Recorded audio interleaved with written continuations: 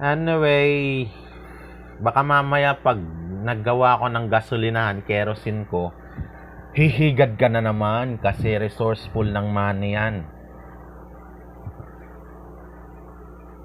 Nasanay na ako, na-trauma na ako par. 1 milyon, 2 milyon. Putrages.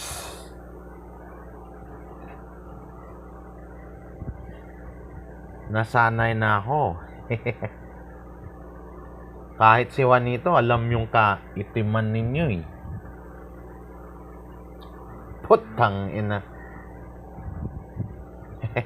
Baka mag-kerosene gasto tapos pupunta ka hihigad kasi may pera. Ay, wag na. Security ka na.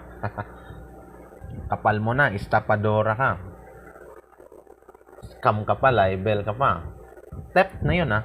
Pera yun. Tang